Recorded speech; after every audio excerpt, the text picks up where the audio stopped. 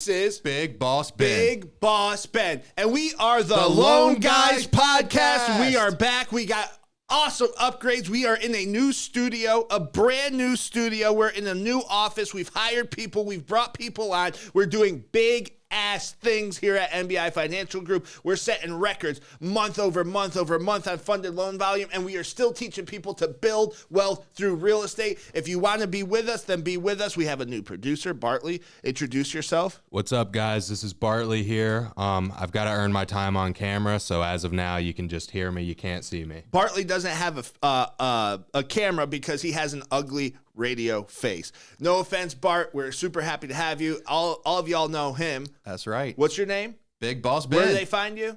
Ben Singleton on Facebook and LinkedIn, and Big Boss Ben on Instagram. And where are you going to interact with the people? If they want to ask you a question, where are you going to interact? Any of those social media formats. Which one are you going to be on the most? Because we all know, Ben, Facebook and LinkedIn. Mostly. Facebook and LinkedIn. Okay. So you can find me Mortgage Man Nick. Mortgage Man Nick on TikTok. I'm Mortgage Man Nick on Instagram. I'm Nicholas Campo on Facebook and LinkedIn. I will interact on all of them. I get to everybody. I like Instagram and TikTok the most. You can find NBI Financial Group LLC on TikTok, multiple videos with 70,000 plus views. People on TikTok hate me, but they're also communists. So what are you going to do? We have an absolute amazing episode. But before we get into what this episode is going to be, do me a favor, Ben. You know what they need to do for me? Need to hit that like button. Bang that red subscribe button and turn on the notifications. Go and follow us on all of our social media channels. NBI Financial Group LLC. That's where you will find the Lone Guys Podcast. We will teach you how to build wealth in real estate. This is still America, right? So wealth, building wealth, that's great things. We have a great episode for you. So let's get into it. So we got RE/MAX settling lawsuits. The CFPB is suing Freedom Mortgage. Imagine that, the CFPB going after a mortgage company. Never heard of that before, have we? We have, what else do we have? The Fed and their incompetence, because they are incompetent. Don't let lawyers dictate financials. And we have some more. So we'll get into it. Ben has a great den. Ben, what's our first topic today? We will. And before we do that, too, kind of going forward, what we're going to be doing is we are going to be having 2 podcasts a week now. We are bringing more information to you. On Tuesdays, we're going to be meeting here with a guest. We're going to be going over anything financially related. We're going over investments, how to build buy a mobile home park, have Airbnb rental income, anything financially that relates to real estate, we will be covering here. We are going to bring on guests who have all the experience that you will need to educate yourselves. On Fridays, we are meeting just like this, and it's going to be the 2 of us going over all mortgage and real estate news. We are going to be bringing everything to you. And to start off with the Fed, who makes our jobs very easy to find content, so right now, if you follow rates at all, it has been so volatile that the Mortgage Bankers Association, National Association of Realtors, and National Association of Home Builders have all come together and pleaded for the Fed to, hey, give us some insight on what to expect going forward long term. We cannot have this visibility because the biggest thing affecting the market right now is speculation. Say it with me. Speculation. It is driving it crazy. And if we're going to have any chance of a soft landing, I mean, we have to know what's going to be affected long term. You mentioned just now about having, we have lawyers leading it. Well, what's that doing? We're hearing a bunch of talk about, well, what ifs? What's that doing? That means everyone to say have no idea what's going on. Markets jumping up and down like crazy. When you say soft landing, what do you mean? In terms of getting out of the with rates. Oh, soft landing, like. Do you mean from a recession standpoint? Correct. So people think that the Fed's going to control whether it's a soft landing or a hard landing, and I'm guessing what they mean is a hard landing is a deep recession, and a soft landing is we kind of get pulled out of this thing soon? Right. But if you have to have any sort of, if you have to plan ahead long term, because that is the best way to be successful. That's why we preach real estate. It's a long-term investment. You need to have at least some idea what's going on. I don't think that the Fed does know what's going on. I think they're very bad at speculating on what's going on. I think it's crazy. Name those groups again. Who are the groups that came out and were speaking out and saying, hey, the Fed needs to give us some clear-cut direction on what they plan on doing? Because most people think that November, December, January, they're going to stop rate hikes as they should. If you don't know that we're in a recession, and I'll get a little bit more into this as we get to talk about interest rates going up and down and why the Fed has raised them. They wanted to slow inflation. I'm sure we'll get more. But what were those groups? The MBA, Mortgage Bankers Association. Pretty big group. The NAR, National Association of Really Realtors. really big group. Yep. And then the NAHB, which is the National Association of Home Builders. Huge groups. So everybody is saying the same thing. And what they're saying is we can't have the speculation in the market. We need a Fed who is going to tell us what they actually think. But Ben, we've been in this industry for almost 13 years. And the one thing I will say about the Fed, whether it's that hottie Janet Yellen or whether it's Jerome Powell at the head, that Fed chair, it doesn't matter who's been leading. What they don't do is they don't tell us the direction that they want to go. A lot of times they even tell us information that is different, and they allow the markets to react based on what they're saying because they are trying to influence the markets in one way or the other. The problem that we have right now is the Fed seems to be split. You got the Atlanta Fed chair. You have, I think it was Minneapolis or one of them. One of them's a lawyer. Minneapolis. Minneapolis. So the Minneapolis, hey, we need to keep hiking, right? Yep. And then you have Atlanta's Fed chair saying, hey, I don't think we need to keep hiking. And then you had economists within the Fed saying, hey, we got this thing under control. So we want to look at a couple of things that came out. What was it? Last Friday, we had jobs numbers come out, jobless claims. Yep. And jobless claims did not rise as much as they wanted them to. They stayed pretty stagnant at about 290,000. Continuing claims only increased by 30,000. So what's that mean? That means that not a lot of people got laid off and are claiming, put their benefits claims in. Well, the Fed wants people to get laid off. And if you follow Mortgage Man Nick, before I got this sweet haircut last night, I did this I did a whole video series, and Bartley, thank you for liking all of them. My phone went absolutely nuts because you did it all at the same time. But I did this whole video series, right? And I talked about this. So what does the Fed want? The Fed wants you to lose your job, essentially, because they want too slow spending.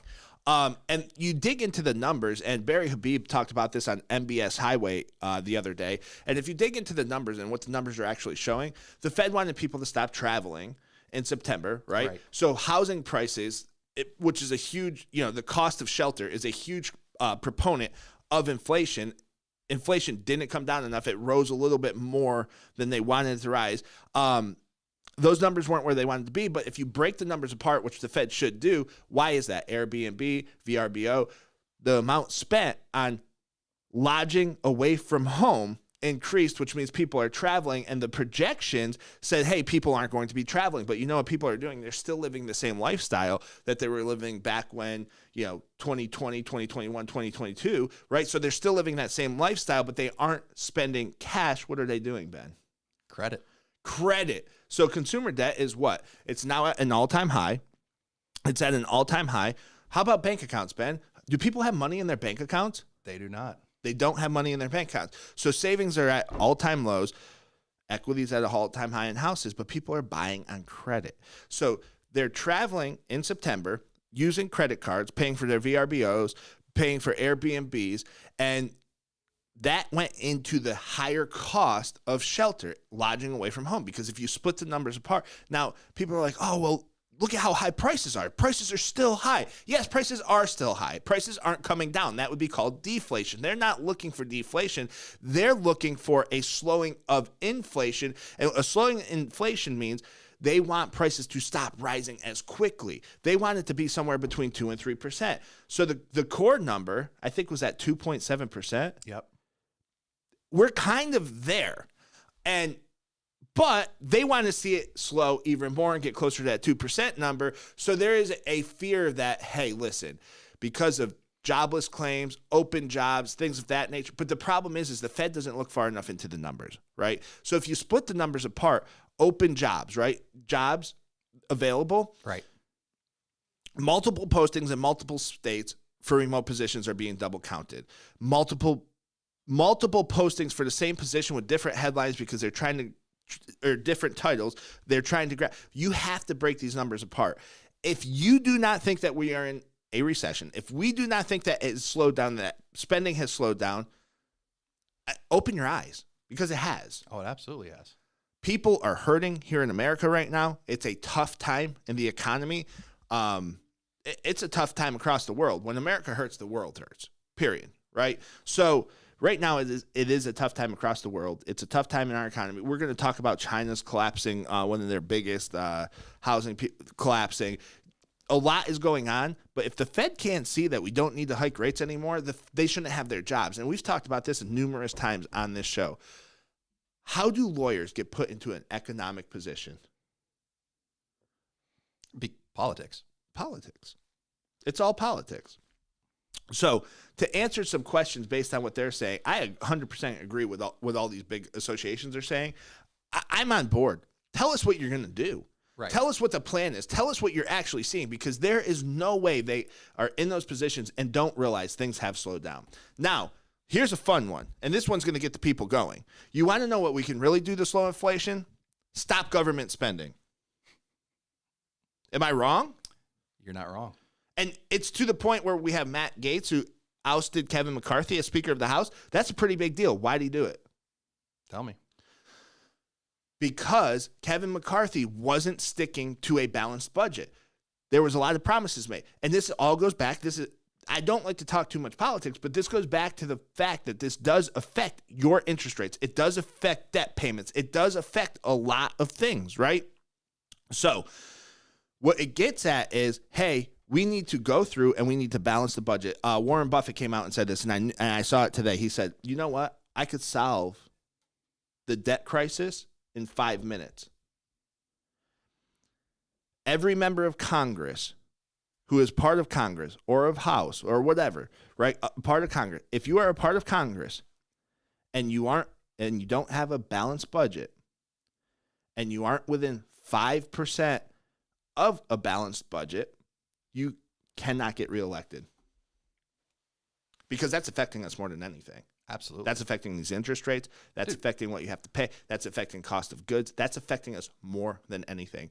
Is that in Washington, they can't get it together and they cannot figure out how to balance the budget. Because, yes, rising home prices, lack of inventory appreciation, that does have something to do with it.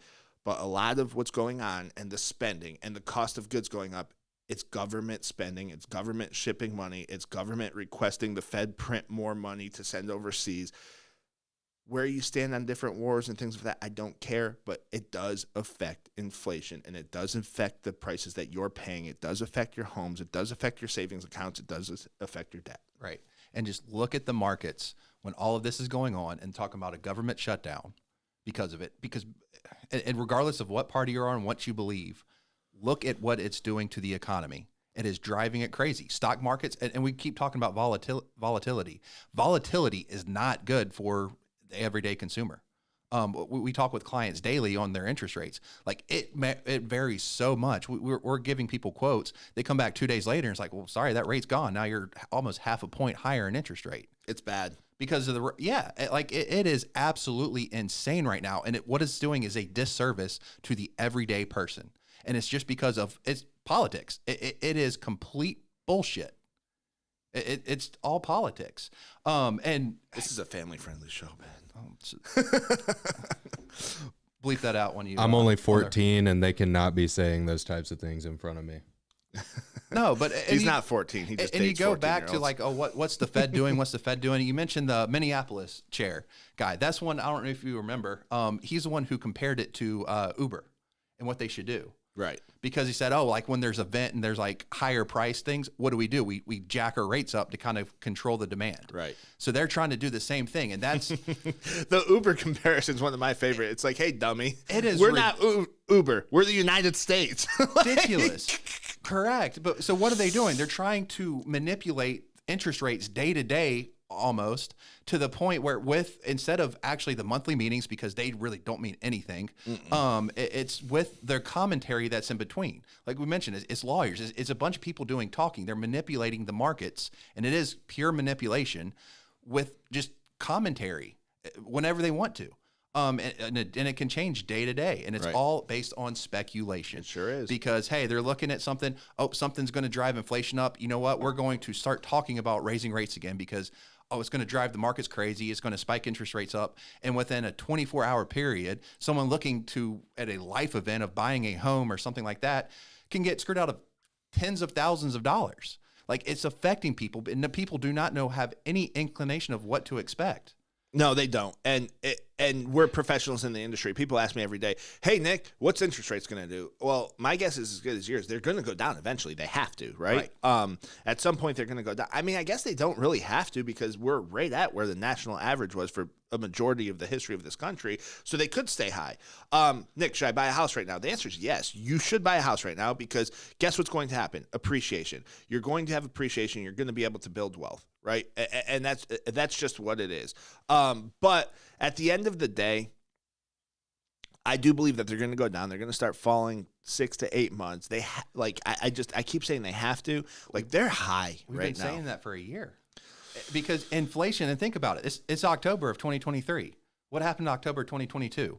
Inflation peaked. Like it's been going down. It's been, like you said, it's not regression, but it's been slowing down since October of 2022. They've been making progress. I called that too. You did. You called that in what, April of 2022? I said in October it's going to go down. You did. Because it's delayed lagging numbers. If you have any type of forward thinking and if you can dig into the numbers just a little bit, you're good. But right. Like look up what shelter inflation, things like that. Like it is in check. It is looking good. You look at bond investments now too. Like what are like bond futures? Like that's a big indicator because that's a lot of highly researched individuals who are buying futures. It's going down because they are looking at the numbers and saying, hey, rates will have to come down at some point. Inflation is under control. The spread between, the 10-year and the 30-year is like extremely big right now. Right. Which is not normal. No, not at all. And I just explained that a little bit in some detail about that spread. At one point, it was inverse, which predicted we were going to go into a recession. Now the spread is huge between the 10-year bond and the 30-year.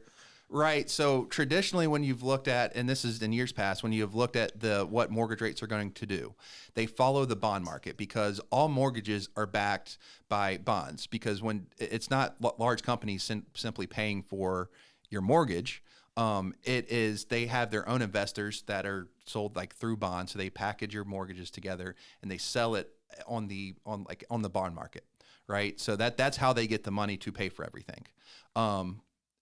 When you look at it, it follows very closely to the 10-year bond because it's based off the interest of people buying bonds. It's supply and demand.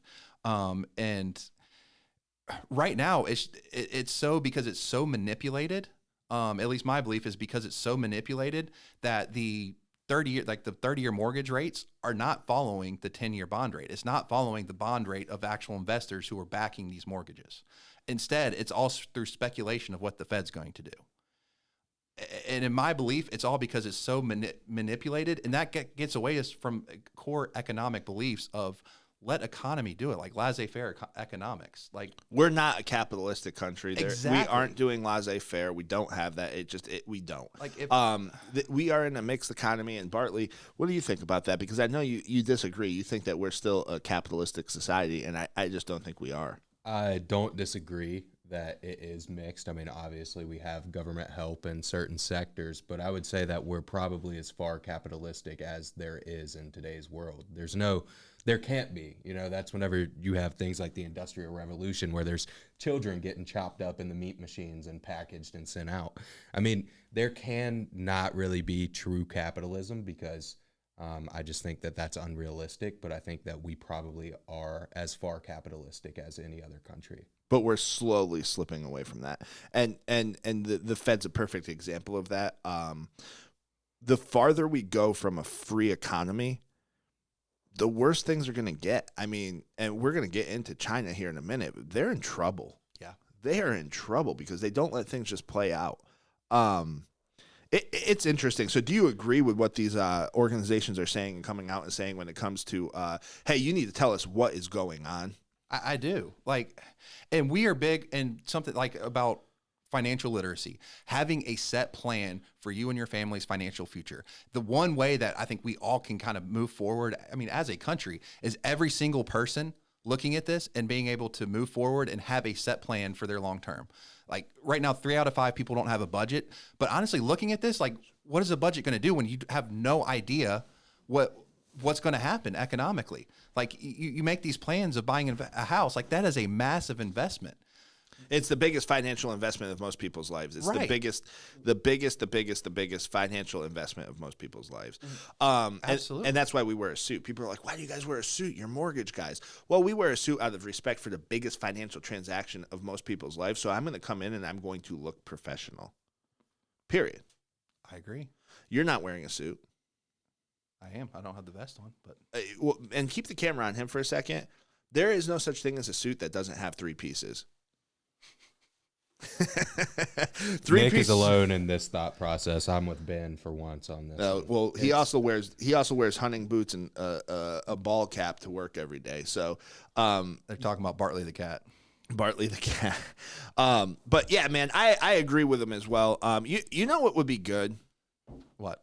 If they would go ahead and bang that red subscribe button, turn on your notifications, and be sure to follow us on all our social media. We're NBI Financial Group on all of it. You can find me personally at Mortgageman Nick on Instagram. I like my Instagram. I'll respond to you on LinkedIn and stuff as well. You can find Ben at Big Boss Ben. But go ahead and bang that red subscribe button, turn on notifications. And Ben, what do we have next? Next is my segment of Ben's Den. Ben's Den. That's right. So we have an interesting a topic here, and it kind of goes along with before, and a whole different side of, we're talking about laissez-faire and about how true capitalism is dead.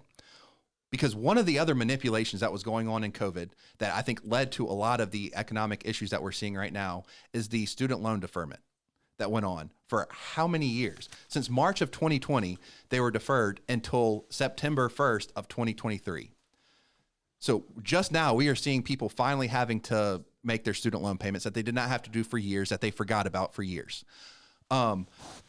What that did is that putting people right now in a terrible financial position because they gotten used to for years not having to make these payments, we're having to worry about interest accruing or affecting that financially at all. So what do? They went out there, and we've already mentioned they went out and got a bunch of credit cards.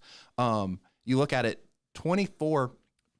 So the amount of debt, of credit card debt, has increased 24% from March of 2020 until September 1st, from when those student loans were deferred.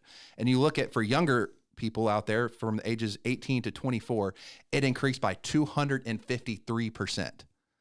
People new to the workforce, what they do? Oh, they finally had money. They were going out and spending what they earned. Well, guess what? Now their payments are essentially doubling because of that. So putting people in an extremely tough financial position. And we talk about, oh, what's the next bubble? What's the next bubble? It's student loans. It probably is. But what is the solution? I mean, people talk about government forgiving it all, but the money has to come from somewhere. That is an expense. To get out of this inflation, we have to cut spending, especially from the government. So where is the money going to come from? I mean, you look at Illinois, it has already started adding Department of Education tax to their Social Security people. So you have someone, I'm looking here, there's a comment from someone, Angela from Illinois, who's 64 years old, retired because of her health, and yet her Social Security is being garnished by the Department of Education for $300 a month. That is a lot of money for someone on a fixed income. So what's the solution? And we got to this position because of things being artificially manipulated, because of things of, hey, let's just put it on the back burner, talk about, more speculation about the government forgiving it, so I don't have to worry about it. Now they're to a point where, hey, you are in a terrible economic and financial position. It really is absolutely ridiculous. And the one way that I can recommend to look at when you're looking at your budget and you're in this position is debt consolidation. Because right now with interest rates going like they are, I mean, you're looking at credit cards going up to 24%. All that credit card debt, I mean, we're at all-time highs right now in credit card debt. All the credit card debt that you racked off has to be paid off somewhere. And the best way to do that from a monthly payment standpoint is through real estate. If you have equity in a home, look at taking a HELOC out. Look at taking a second mortgage. Look at doing even a cash out. I mean, you look at cashing out. Yes, your interest rate might go from a 3% to an 8%, but guess what happens? You're paying off all those credit cards at a 24% interest rate. Your blended interest rate also matters. Your monthly payment, your cash flow also matters. To live, you have to be able to earn more than you spend. How can you do that with credit cards that keep going up every month? How can you do that with student loans that you may not have to pay? Like, you cannot plan accordingly. And something needs to change. I mean, even if you're looking at a longer, like a better credit card. I mean, they have consolidated credit cards, which are built for bigger balances, paid over longer periods of time. And it's built for something like that. I mean, even looking to that if you don't have real estate, but you need a set plan. You need to look at how you are going to get out of that. And if you need someone to talk to, that's what we're here for. Look, we put plans together all the time for all of our clients who are listing their homes for sale. What do? We look at doing a free credit analysis for them, where we will put together, hey, with your new interest rate, look what you can do by consolidating debt. Look at what you can do for your family financially. Yeah, I agree with what you're saying, and I just want to touch. There's a big argument out there. Oh my God, don't take the equity from your home. Here's what we're saying is, it's not always good to take the equity from your home, but if you're going to take the equity from your home and pay off those credit cards, It's a consolidation. It's going to allow you actually to have less monthly payments, right? Do not cut those credit cards up afterwards. Do not get back into credit card debt, because if you take your equity from your home, pay that off, and then just get back into credit card debt, that's an issue, right? So we will put a comprehensive real estate plan together for you to talk to you about what your blended rate is and how do we lower your total monthly payments so that you can invest in your IRA, your 401k, invest in rental properties, real estate, in wealth building tools, instead of investing to Capital One or whoever the other debt collectors out there are. I personally don't agree with consumer debt. I understand that people have to take out mortgages to houses. I think mortgage debt can be leveraged and used properly and be good debt if you are a responsible American and if you're a responsible person, even non-Americans, right? It's a good debt. What I don't believe in is racking up credit card debt. Right. Period.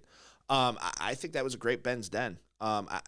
You hit the nail on the head. People are sitting around and they're asking for the government to pay off their student loans. Let me tell you a little secret, and Bartley, you might not know this since you're Mr. Socialist and don't believe in capitalism.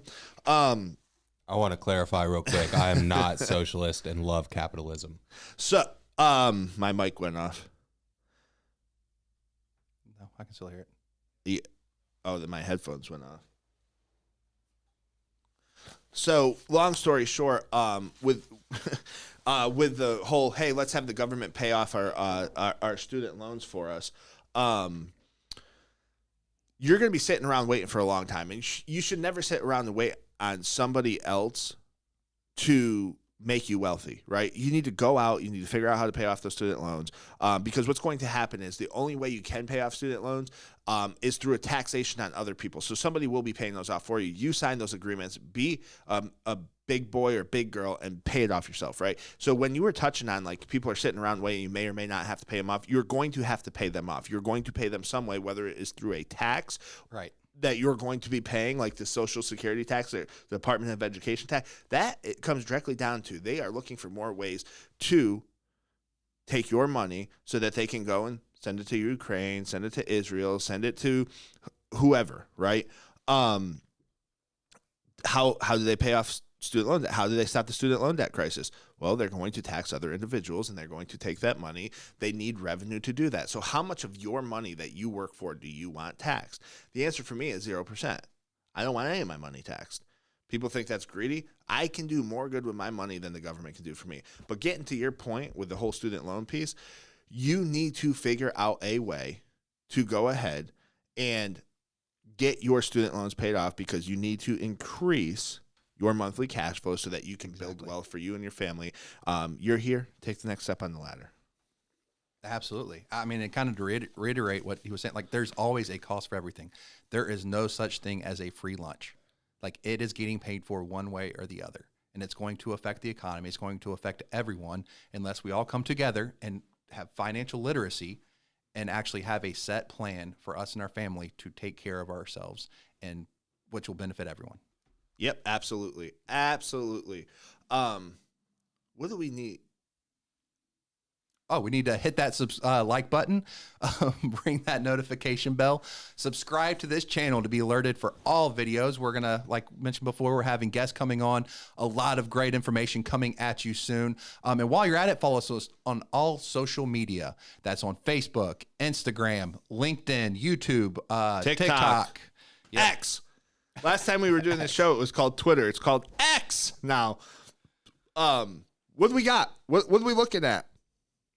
Don't be so slow, Ben. I'll say this live on air. Don't be so slow. Get after it. Be proactive. Go get it. Come on. Have some energy. All right, next topic is the CFPB, which is suing Freedom Mortgage. What does CFPB stand for? It is the, I don't even. Consumer Finance Protection Bureau? Yeah. I don't Okay. remember that. You should probably know that. That's a big deal, right? It's a big deal in our industry. We're going to get sued by the CFPB because Ben doesn't recognize their power. Another government organization that checks capitalism, Bartley. For those of you that don't know, we also have to get our license through there. So the fact that Ben didn't know that acronym, that's a little worrying.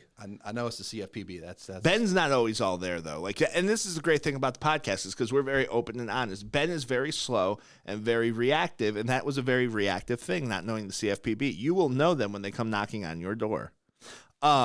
As they're knocking on Freedom Mortgage's door right now. Yes, they are. Where were we? We were at Rocket Mortgage or Quicken Loans early in our careers, and they knocked on Rocket's door, and Dan Gilbert sued them back. He sued the United States government. 2013, 2014, somewhere around there. So what they do is they'll go in and they'll audit a bunch of different files, and files as in, your loan packages, and they want to see how many errors there are. So from what I have seen that the CFPB is doing, they're going after Freedom Mortgage. They went after them once because they said Freedom Mortgage told their loan officers to lie about the HMDA data, HMDA, HMDA data, right? And HMDA data, what it does is it tracks to make sure there's not discrimination in the market. It's looking at, are you Hispanic? Are you black? Are you non-Hispanic, not black? That type of thing, right? So they don't want discrimination within the mortgage industry or within the markets, and they do it by tracking the data. So apparently, Freedom had to pay a $1.75 million fine a few years ago because they were allegedly, telling their loan officers to lie about data. So if they didn't have, so like if Bartley, who's a Caucasian American male with an Irish background, he would put Caucasian on his app. But you don't have to disclose that as the consumer. You can say, I do not wish to disclose. That's what I do. I don't like to disclose that information. I know a lot of people who don't like to disclose that information when they're going to buy a home. So what will happen is if they don't disclose it, or if they don't know when they're taking the mortgage application, because you're supposed to fill that out to the best of your ability if you're taking, say, the application over the phone or face-to-face or whatever. Apparently, Freedom was telling them to put Hispanic or to put a minority on there so that they would look a little bit better from a discrimination standpoint, which I don't think that they were discriminating. But at the same time, you cannot coach your team to put Hispanic or to put African American or black or whatever, right? You cannot coach your team to do that. That's a problem. So they got hit with a $1.75 million fine. Now there's another audit that went in for the data.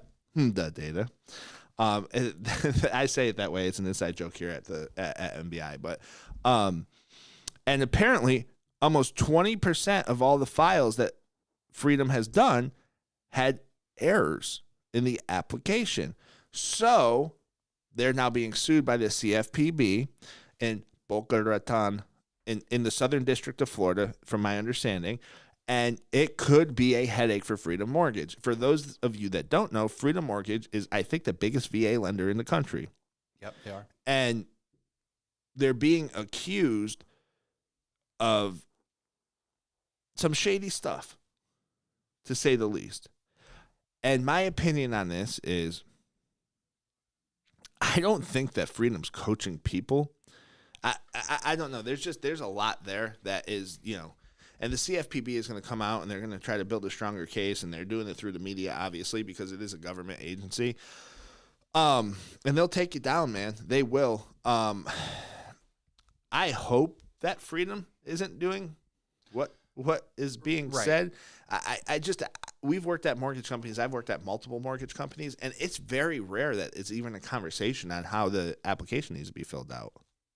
So, right. And so, I mean, look, I don't know all the exact details or anything like that. All that we know are the official statements, which it says the CFPB is suing Freedom Mortgage for violating a law enforcement order and for providing false data on its mortgage operations. Sounds like, hey, look, there were just some errors on the application, or they're saying that there were errors on the application. From what I know about the mortgage industry and know about what the CFPB, the DOJ, a lot of those entities do when they go after mortgage companies is pretty much a shakedown. They go after them, they look for any sort of errors on there, and they say, hey, you're falsifying it, you're hurting the consumer, you're doing all of this intentionally, and we are going to make you pay for it.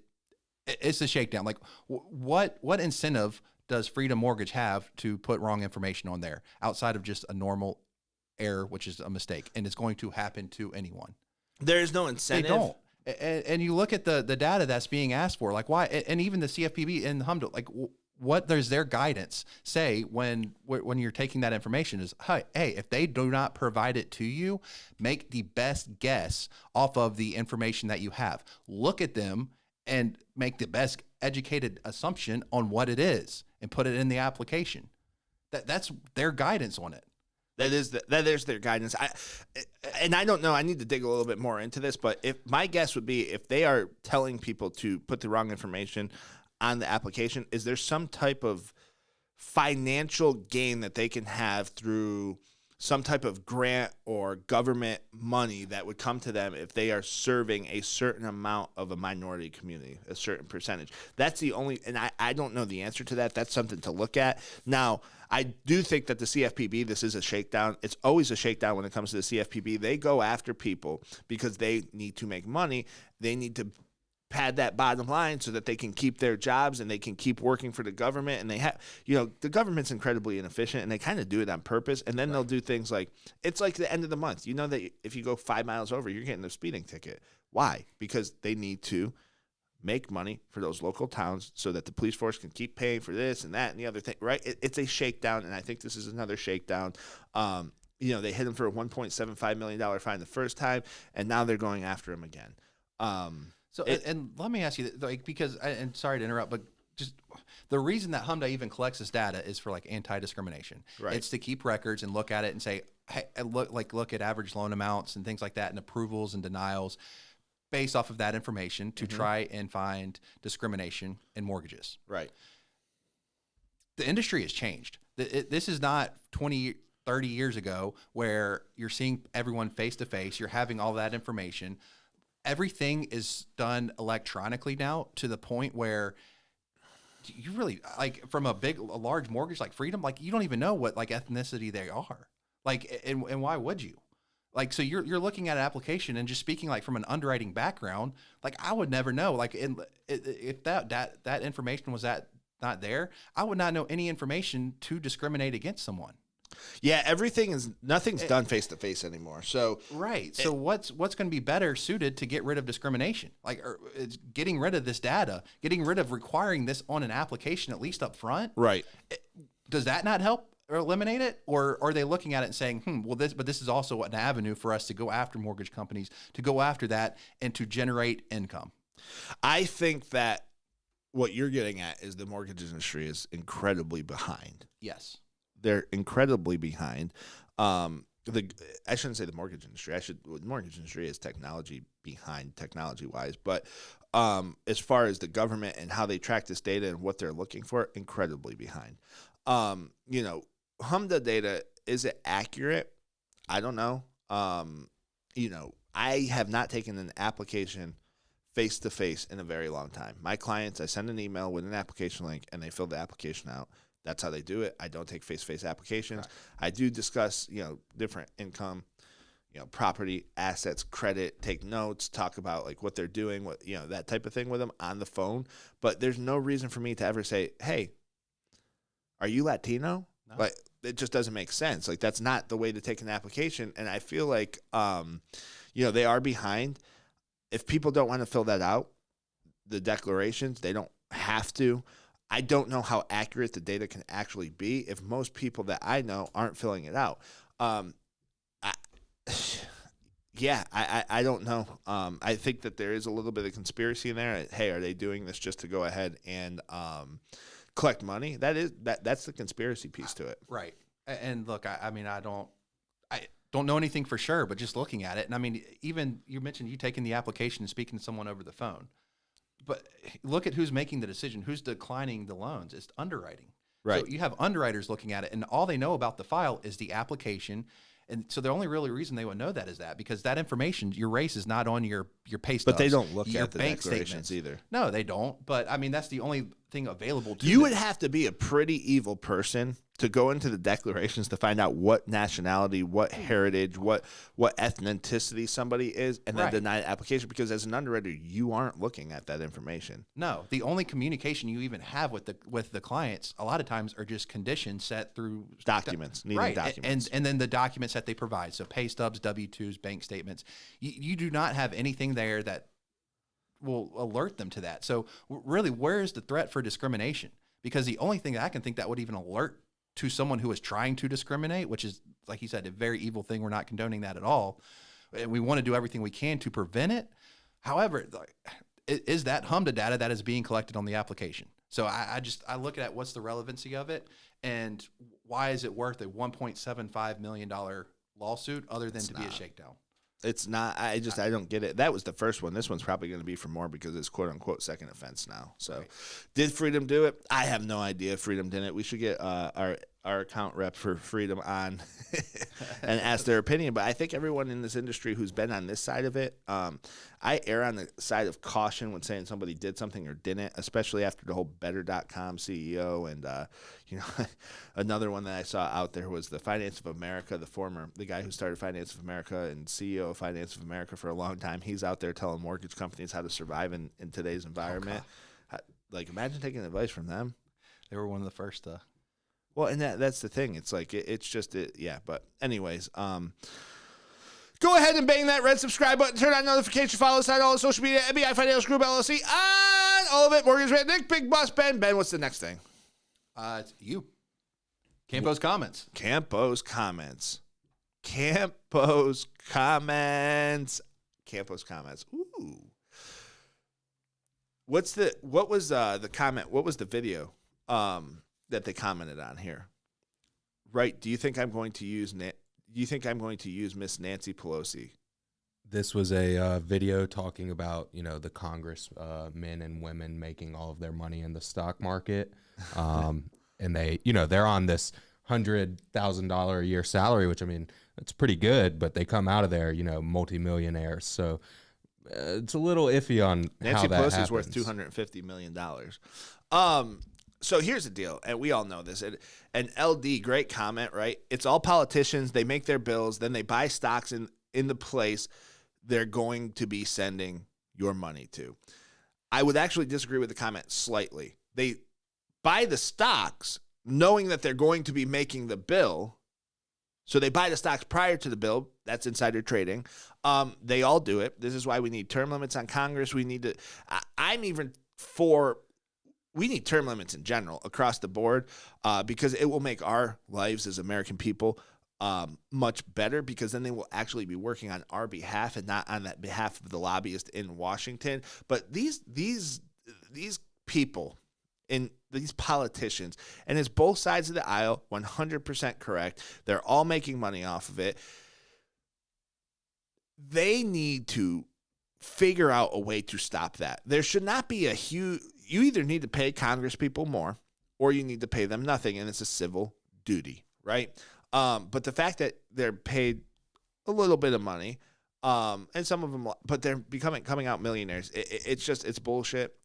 It's part of the issue that we have here in this country. Now, I'm not one to argue for a bunch of regulation, but when it's a conflict of interest and you're sitting here and you are making money off the bills that you are passing, you have an incentive to pass that bill. That's a conflict of interest. You have an incentive to pass it, whether it's good or bad for the American people, and I'm all for the American people. All right, and next comment coming up. This one is a shout out to one of our very own. Ben! Oh, I hope Timmy's watching this. Timmy Duran. Sybil. I haven't seen Sybil in years. She's awesome. And we all know who MC Hammer is. Do you know who MC Hammer is, Bart? That's Ben's old lady. Mary Catherine. Hey, Mary Kate. Hope you're doing well. Hope you're watching this as well. So okay, let me get into this a little bit. So the caption for this post on the Instagram was that Ben forgot his keys, but I don't think that was the full story of what happened with this picture. Go into it. Do you remember the full story No. of what happened in this picture? No. Okay, so our guy over here, Ben, that's him right there, the side by side. So our guy Ben, he likes to come in some days, and I mean, he's a completely different person. I mean, he's a dog. He's got a little growl, in him, you know. And you know, it's always a great day when that happens, but it's a terrible day the day after that happens. So, Explain what you mean by it's a terrible day after that happens. because the next day, he was a Doberman the day before this. He came in that next day, and he was a Chihuahua. Ben came He in. might have been a late. cat. Ben came in 45 minutes late this day, and that's when this picture was actually taken. That's the real backstory to this picture right here. And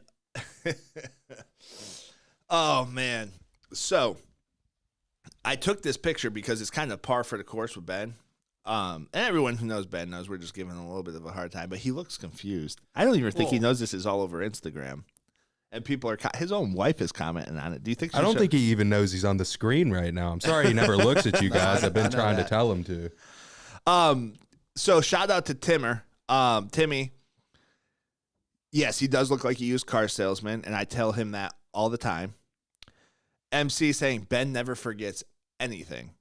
That's sarcasm. And Sybil, yes, we're laughing too. This is when we moved into our new office. We moved from the old office to the new office. It's the old Rock Hill Herald building. It's an old Belk building on Main Street. The Herald used to be here, but you'll see our signs on the door now. But Ben made like 75 phone calls to realtors. He was peacocking. I've never seen Ben like that before. Shows up 45 minutes late and got sent home. Bill Belichick style. Got sent home. And I don't know why he was standing out the door here, but I did snap a picture of it because it was par for the course that Ben could not use his key to get into the building. Oh, I was already in the building. If you want to speak, Ben, speak. I was already in the building. I was in my office. Then you said, go stand outside real quick. And then you took the picture. I don't think that happened. That 100% happened. Bartley, you were there. Did that happen? There's a lot. There was a lot that happened that day. But and, that did not happen. I don't think that part of it happened. Oh, it definitely. I don't know. I ran away. I was. If Ben keeps lying on the mic, I'm going to have you cut his mic off. I'm not lying. Yeah. But yeah, no, he, but the funny part about it is his wife commented on it. Timmy commented on it. Like, it's kind of, his mom one time said when we were at his house, well, that's par for the course for Benjamin. And that was par for the course. So, great. Loved it. All right, we're gonna move on. We're gonna get Ben out of the hot seat here. Here's the last comment for our man Nick Campo over here. I used Movement Mortgage, got money back at closing. Our closing cost covered, but we used VA, not down payment assistance. Bartley, what was this video that they're commenting on of? You were just talking about a little bit about Movement and sort of some qualms you have with them. I just thought that you would like to, maybe speak your mind about Movement Mortgage here. So let's speak my mind. So Movement does movement in the community, right? And you see, and I think it's great to give back to the community. I actually think the owner of Movement, he's a great guy. But one of the things they do is they're very good at marketing, right? So they're like, every time you get a loan with Movement Mortgage, you're giving back to the community. What they don't tell you is we're the highest priced lender in the industry. So you got a VA loan with Movement, and great. I'm not saying Movement's a bad company. I'm just saying they're the most expensive company. Do they have great service? I'm sure they do. Do they close loans in 15 days? Yes, they do. They were actually the one who pushed Rocket while we were at Quicken to move in that direction and to get quicker and to get better on purchases. They're right here in our backyard. They're one of our number one competitors, but Movement doesn't scare me because when I go head to head with Movement, I win. You want to know why I win? Because we don't price gouge our customers.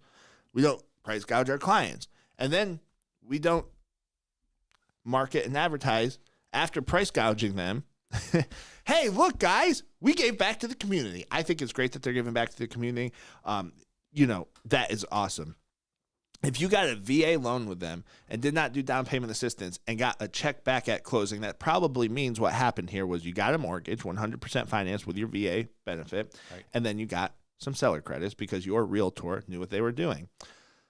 What you didn't get was the best interest rate, because I guarantee you that interest rate you got from Movement Mortgage is much higher than the competitors in the market, because if we are looking at it line by line, you can get the same service at a place like MBI Financial Group that you get at Movement, actually probably better service depending on who you're dealing with. And now, listen, there's some killers over there at Movement, don't get me wrong. There's some top producers. They do a really good job. And Movement does a good job for the client as well. They get them in the home. But if you are looking for cash flow, if you are looking to not have to spend as much on monthly payment, if you are looking to spend less on closing costs, Movement's not it. I would suggest, even if it's not MBI Financial Group, work with a mortgage broker, because on average, according to HMDA data, $3,000 to $5,000 less in closing costs. On average, save a client $9,400 per transaction. Go ahead and Google it. National Association of Realtors talks about it. A lot of people talk about it. Movement, you might have gotten a check back at closing from Movement, but let me tell you this. You're paying more per month because you used Movement Mortgage. That's all I got on that. Was that enough of speaking my mind, Bart? That was, I think that's what we needed to hear about what goes on in Nick Campo's mind. So I think we got one more big topic we're going to talk about today, though, and that is this huge real estate crash coming in China. Oh, God, I love China. China's in trouble. They are in trouble.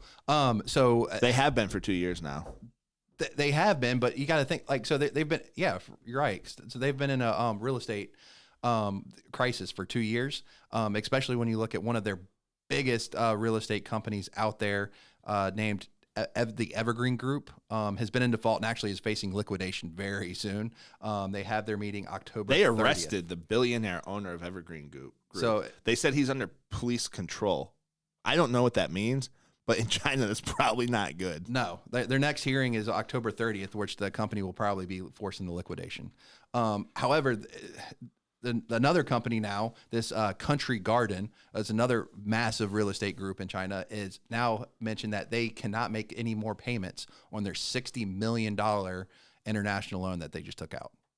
$60 million? Yes. They defaulted on the payments to the United States on the American dollar, too.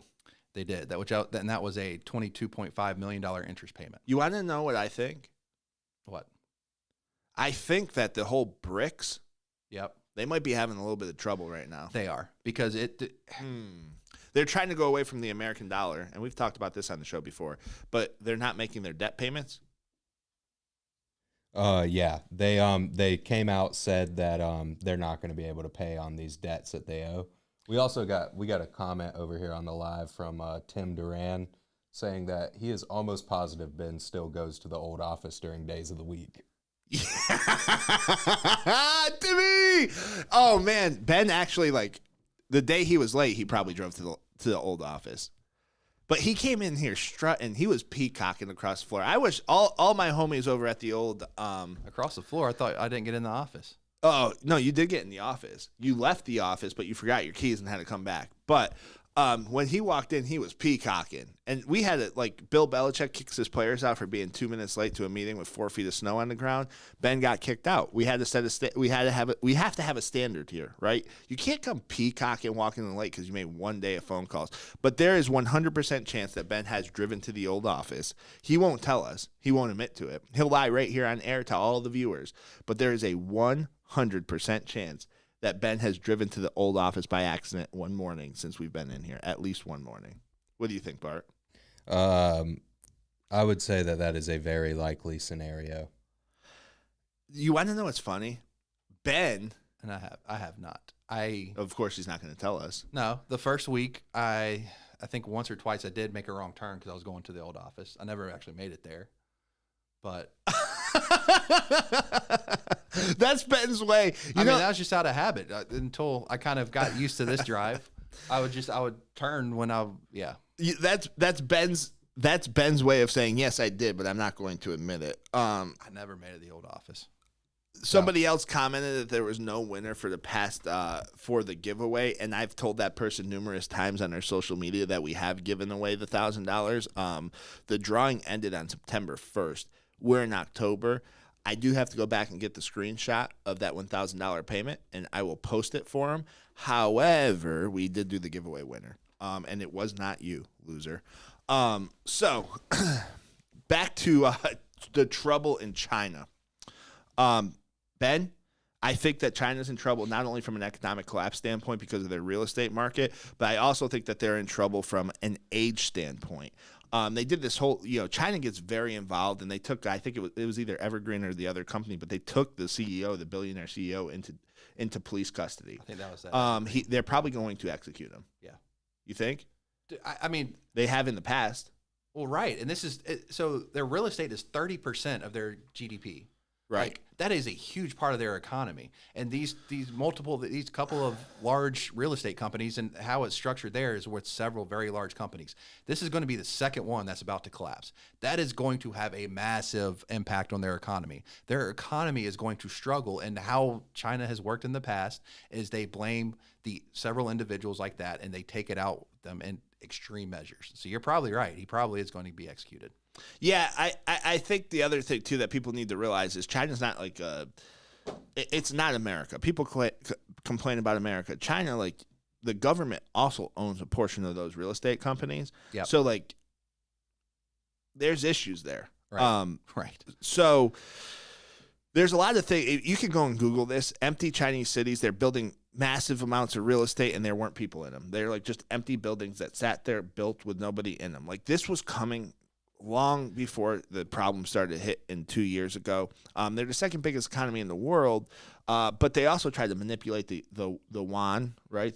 Their money. They manipulate it a lot. They aren't a free economy. And one of the things I say is, hey, they aren't going to repay. They aren't going to make their interest payments on the $60 million and that they owe us. $22.5 million is what the interest only payment would have been, right? Or something like that. So if they're not making that interest payment, maybe we should stop paying the Chinese. See how it goes. I mean, I bet we win that one. But again, back to the BRICS nations, I don't think they're doing very well right now. No, I mean, think China specifically too, because imagine if they didn't have Hong Kong, because their economy was struggling, and then they were able to make some strides because they took Hong Kong back because of that agreement. So, but if they didn't have that, which Hong Kong is that's one of the most successful parts of their economy right now. You take that away, and they're in trouble. Right, 100%. 100%. So yeah, I think China's collapsing. They have an age problem. Their population is very old. There's not a lot of younger people, so it's hard to keep up an economy when there's going to be less people in future generations. Right.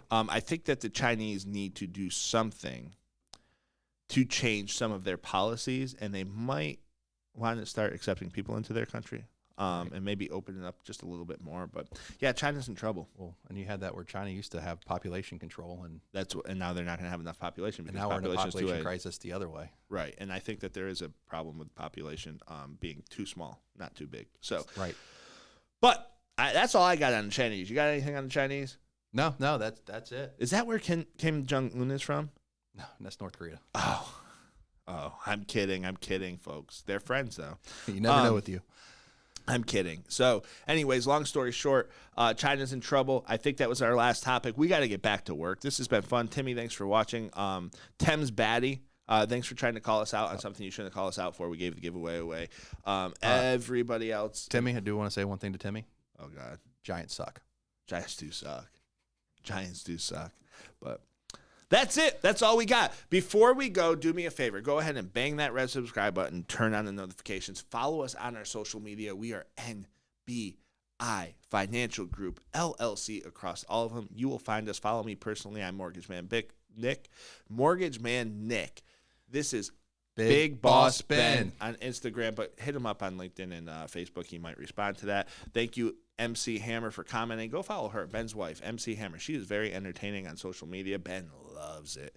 But that's it. We're out. Peace.